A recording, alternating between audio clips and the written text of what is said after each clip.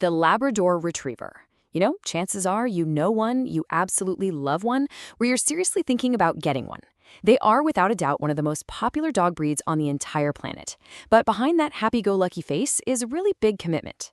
So the big question is this the right dog for you? Okay, let's really get into it and find out. First off, we just have to take a moment to appreciate this.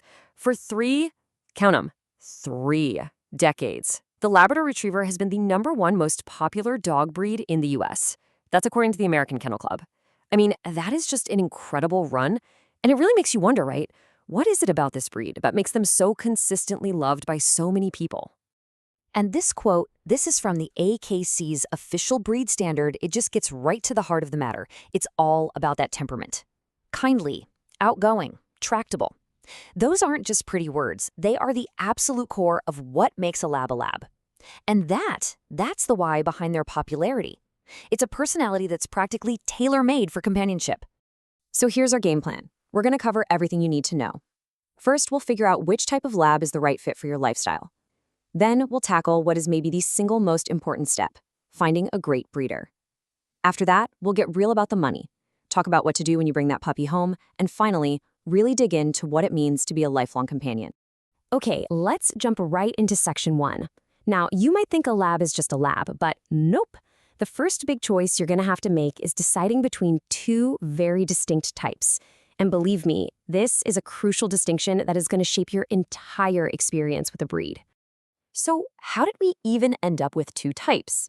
Well, it all started back in the 1800s with their ancestor, the St. John's Water Dog.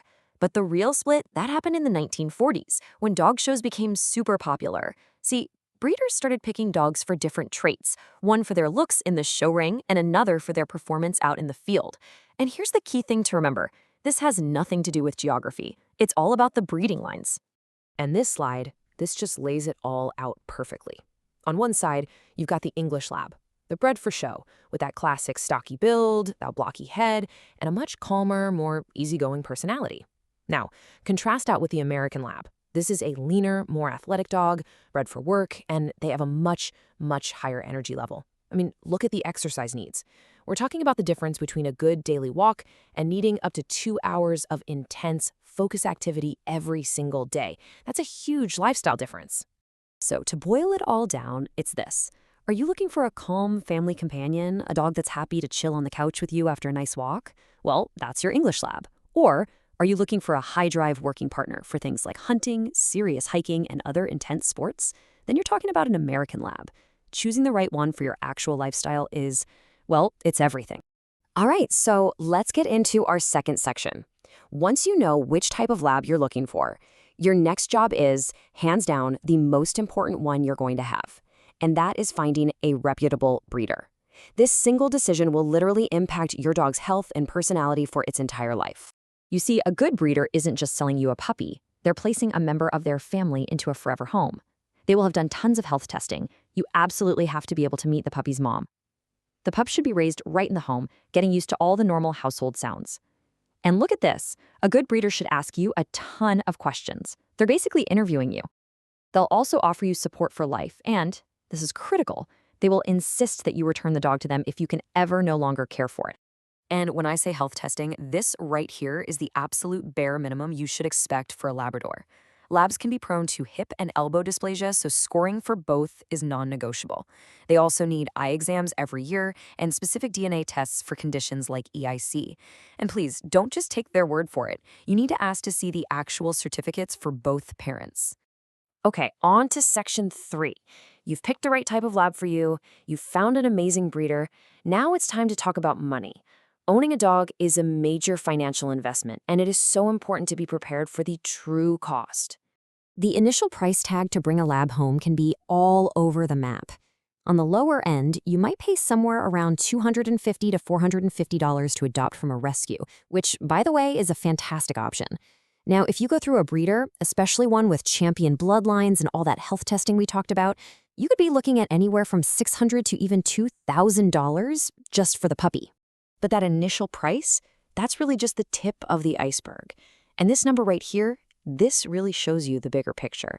In that first year alone, with all the vet visits, the supplies, the food, the training, you can easily expect to spend up to, and maybe even over, $3,500.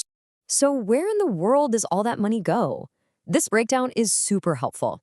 As you can see, vet care and food are the two biggest slices of the pie, right? They make up almost half of the entire first-year cost. But then you have things like grooming, supplies, and training. And all those little things add up really, really fast. Budgeting for all of it is just key. And that brings us right to section 4. You've budgeted, you've prepared, and the day is here. Your puppy is finally coming home. That first year is so incredibly important for their development, so let's cover the absolute essentials. One of the very first questions new owners always ask is, okay, what do I feed my puppy? Well, based on what experienced breeders say, Purina Pro Plan is often the #1 recommendation. And why is that? Well, it's a great balance of quality nutrition, a pretty reasonable price, and just as important, you can find it pretty much anywhere. Hill's Science Diet is another really solid choice, and Royal Canin is excellent, especially if you have a pup with a sensitive stomach. Now, you've probably seen this everywhere online. All the talk about grain-free and raw diets. They're super trendy right now. But are they actually a good idea for a growing lab puppy? This question comes up all the time. And the answer from both good breeders and veterinarians is a pretty firm no. There are actual published studies linking grain-free diets to serious cardiac problems in large breed dogs. And raw diets? Well, they carry a big risk of dangerous pathogens like salmonella, which can be a real threat to a puppy's developing immune system. It's just safer to stick with a well-researched traditional puppy food. Okay, so beyond food, here are 4 pillars for that critical first year. Start crate training on day 1. You want to give them their own safe space, their own little den. Socialize them like crazy during that crucial fear imprint period, which is between 8 and 16 weeks of age. And be so careful with their exercise. Avoid long, hard walks or lots of stairs for over a year to protect their growing joints. And finally, start positive reinforcement training the second they walk through your door. And that leads us perfectly into our final section. We've talked about the choices, the costs, the crazy first year. So now let's zoom out and talk about the big picture, the commitment you're really making, and the incredible reward that comes with it all. So let's just quickly recap the absolute must-dos of responsible Labrador ownership that we've gone over. It all starts with choosing the right type of lab for your energy level, not the other way around. Then, doing the hard work to find an excellent breeder. You have to be realistic and prepare your budget for the long haul. And from day 1, you have to prioritize their health, their training, and their socialization. And at the end of the day, this is the question it all boils down to. A Labrador isn't just a cute puppy for a year.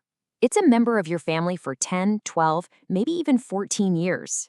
It's a massive commitment of your time, your energy, and your money. It's truly something you have to sit with and reflect on before taking that big leap. But if you are ready, if you're truly ready for that commitment, you'll be rewarded with one of the most loyal, versatile, and loving companions you could ever possibly ask for. A dog whose stable temperament and incredible intelligence have rightfully earned it a place as America's favorite dog for an entire generation.